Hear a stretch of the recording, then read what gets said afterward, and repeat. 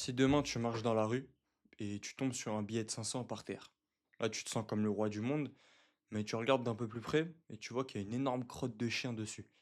Donc vraiment, il y a un chien, il a lâché son meilleur missile sur le billet. Donc en gros, pour récupérer le billet, tu es obligé de creuser, de mettre tes mains dans la crotte du chien pour prendre le billet. Et c'est une rue où il y a beaucoup de gens qui passent, beaucoup de passages. Mais c'est 500 euros en dessous du billet. Est-ce que tu accepterais de récupérer ce billet, de te mettre à genoux et de prendre le billet? Cette question, elle peut paraître stupide, ça peut paraître être juste un dilemme entre potes, parce que moi, je l'avais raconté à mes potes, on en rigolait un petit peu. Mais bien que ça puisse paraître être stupide, les gars, ça en dit énormément sur votre mentalité et votre rapport à l'argent et à la dignité. Moi, personnellement, la vérité, c'est que tout le monde m'a pris pour un fou quand j'ai dit que je refuserais totalement de le faire. Après, on m'a dit, oui, mais si tu peux te laver les mains, il y a un truc juste à côté, etc. J'ai dit non. Je refuserais de le faire personnellement. Jamais, jamais de la vie, je prends un billet, genre, je mets ma main dans des crottes de chien pour prendre un billet de 500 euros pour de l'argent. C'est hors de question. Un billet de 500 euros, je me suis réveillé le matin, je m'attendais pas à le trouver. Moi, ce que j'ai dit, c'est que c'était mort. Maintenant, il y a beaucoup de potes qui m'ont pris pour un fou et qui m'ont dit, mais, non, mais même s'il y a un virus dessus, je le prends. 500 euros, ça dépanne. Avec 500 euros, tu peux faire ça. Puis je dis, les gars, la somme, elle vaut pas du tout le geste. C'est ça que vous comprenez pas. Le geste de se mettre à genoux, de récupérer le billet, de mettre sa main dans la merde d'un animal pour récupérer le billet, vous vous rendez pas compte d'à quel point est-ce que c'est humiliant. C'est pas gratifiant du tout. Tout ça, en fait, tu passes juste pour un gars, aux yeux du monde, tu passes juste pour un gars qui a pas de sous, qui est en demande constante. Et même si 500 euros, même un billet de 500 euros, ça pourrait peut-être me mettre bien sur le moment. Oui, pendant un mois, ça va me dépanner, je vais pouvoir m'acheter plus de matériel, je vais pouvoir même réinvestir dans mes projets, etc. Ça m'arrange, on va pas se mentir. Ça me met bien, moi, 500 euros, comme tout le monde. Mais mettre sa main dans une merde de chien pour 500 euros, moi, j'ai dit que c'était mort. Et c'est pour ça que dans cette vidéo, j'ai envie de parler du rapport aux gens entre l'argent et la dignité. Donc, j'ai pris cet exemple-là, du coup, du chien et de la merde de chien. Mais j'aurais aussi pu parler de l'exemple, parce que juste après, on a lancé un autre débat qui est, est-ce que tu accepterais littéralement de te prendre un balai dans les fesses pour 50 millions d'euros? J'ai dit, moi, si vous êtes prêt, pour moi, hein, si vous êtes prêt à accepter de prendre un billet de 500 sous de la merde de chien, c'est que pour 50 millions, vous êtes quand même prêt à vous prendre un balai dans les fesses. Si un gars, il vient, il vous propose une malle de 50 millions pour un balai dans les fesses, vous allez pas dire non. Pourquoi? Parce que votre dignité, elle a un prix. Et c'est ce qu'on comprend du coup. Et entre 500 euros, peut-être que oui, se prendre un balai dans les fesses et toucher une merde de chien, c'est pas pareil. Mais 500 euros et 50 millions d'euros, c'est abyssal. La différence, elle est complètement abyssale. C'est ça le truc. Et si vous résistez déjà pas à l'appel de 500 euros, imaginez l'appel de 50 millions d'euros. Sauf que moi, il y a un truc qui me fait rigoler, c'est que moi, à part certains potes à moi complètement fous, les gens, dans la plupart des cas, ils vont mieux comprendre le rapport argent contre dignité au moment où on va parler de 50 millions d'euros contre un balai dans les fesses. Pourquoi? Parce que l'action, elle est plus grave et parce que surtout, ça paraît irréel, ça paraît lointain. Et oui, l'action est plus grave, certes, mais ça paraît lointain. Les 50 millions ne sont pas en face de toi. Tu ne te rends pas compte de ce que c'est et de la tentation que ça va être et de ce qu'il va falloir pour avancer et dire je refuse ces 50 millions d'euros. Alors que les gars, 500 euros, en soi, on peut tous se l'imaginer. C'est pas un cas impossible, c'est un cas, bon, c'est un cas assez, on va dire, assez peu probable, mais c'est pas impossible. Ça peut arriver, le truc des 500 euros et de la merde de chien. C'est ça la vraie différence, c'est que du coup, quand ils répondent au premier dilemme, ils ont l'impression de réellement le vivre. Alors que quand ils répondent au second, ils s'en sentent loin. Ils n'ont pas la lucidité de se dire c'est quand même 50 millions d'euros. Et le dilemme, il va pas forcément être facile sur le moment. Et c'est ça qui est marrant. Mais moi, personnellement, ce que je dis souvent, c'est la dignité n'est pas achetable. L'argent dans ta vie, même malgré toutes les difficultés qui peuvent se mettre sur ta route pour en faire, l'argent, c'est quelque chose que les humains ont créé. C'est pas quelque chose qui est réel. C'est pas quelque chose qui existe réellement. Ça veut pas dire qu'il faut pas d'argent. Bien sûr que si, il faut faire de l'argent. Mais on fait de l'argent parce qu'on travaille ou parce qu'on crée des ressources. Gagner à la loterie, ça vaut rien. De la même manière que juste recevoir une somme d'argent, même 500 euros, heu, 100 000, 1 000 000 d'euros, peu importe, ça vaut pas grand-chose. Déjà, tu le gères mal cet argent parce que tu as dû faire un petit truc, tu pas fait des gros sacrifices ou tu pas dû créer de système ou gagner cet argent à la sueur de ton front en échangeant ton temps contre cet argent-là.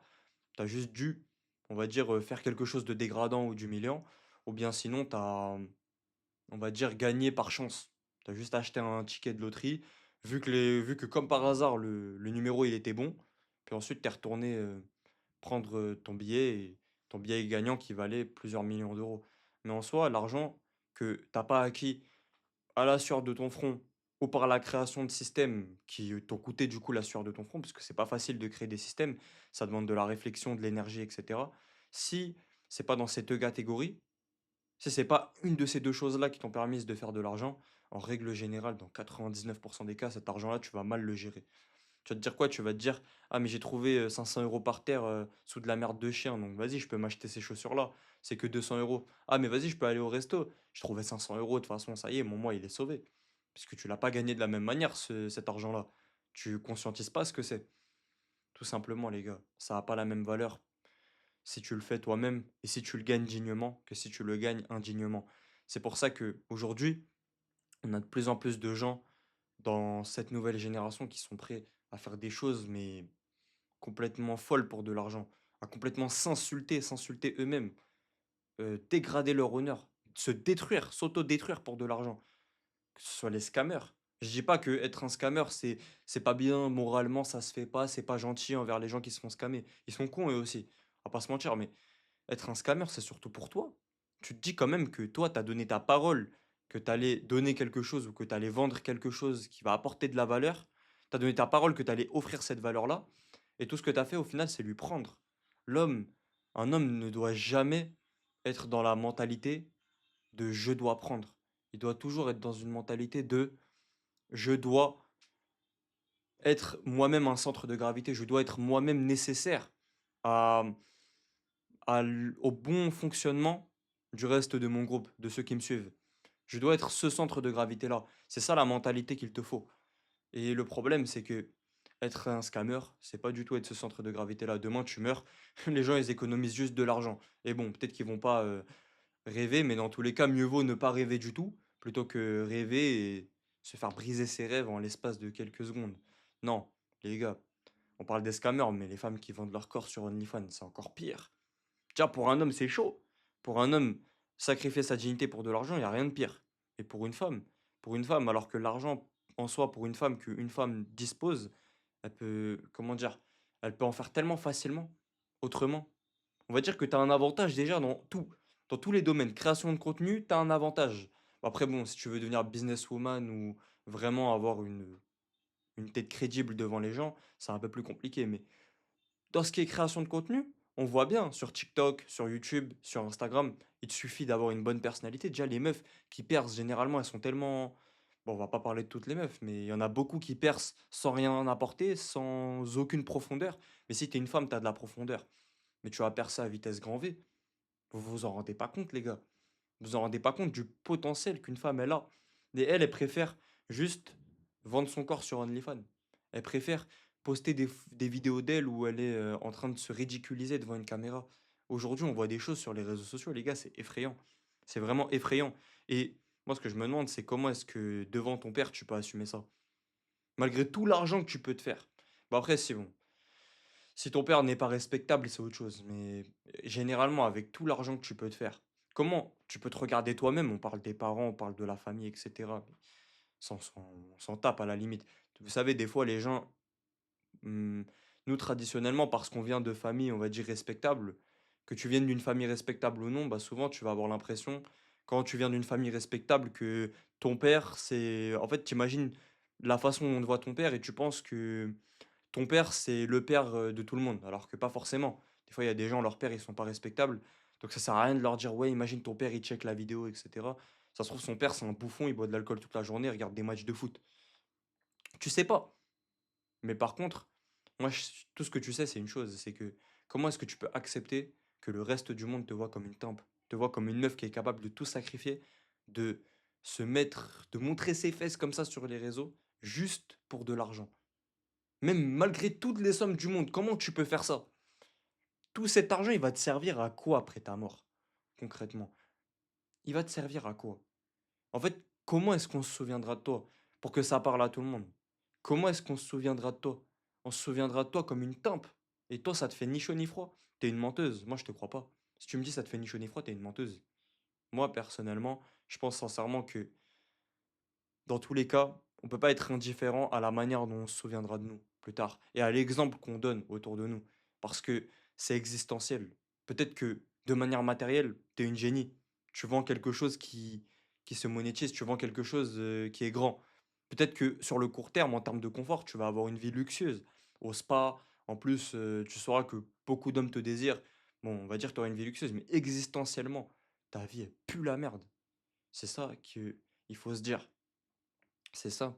Et pour les hommes, c'est pareil. Un scammer, peut-être qu'il a une vie de luxe au début. Déjà, il finit par tomber sur le long terme parce que tout le monde le voit comme un bouffon, mais ton image, elle est ternie à vie. Ton image, elle est ternie à vie. C'est fini. Tu peux plus rien faire, tu peux plus te rattraper.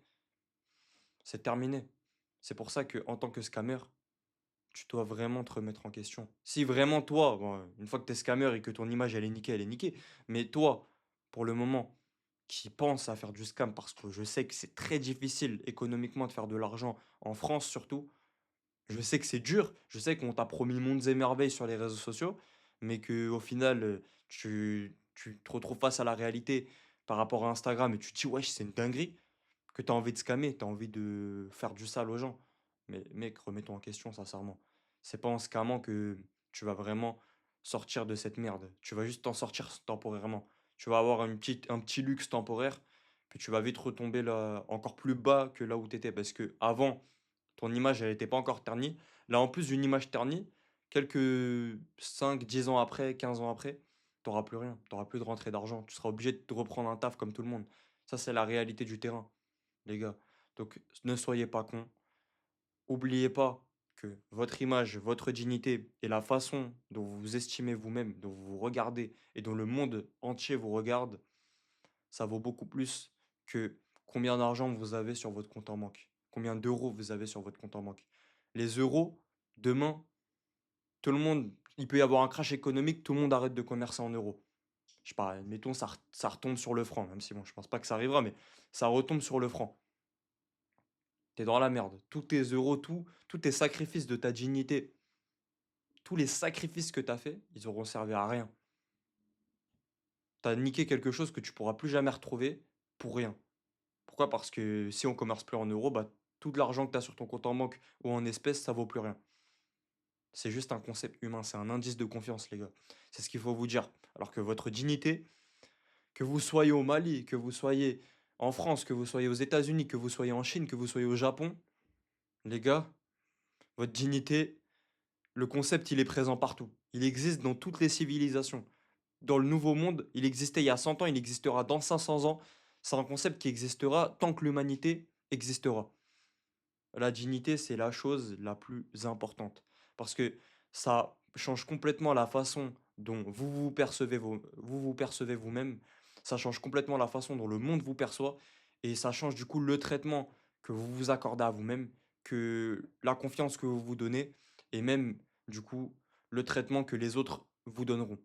Pourquoi? Parce que vous allez être plus inspirant, vous allez inspirer les masses. Et quand vous inspirez les masses sont beaucoup plus à même de vous faire confiance. Et là, vous pouvez grimper dans la hiérarchie du réel.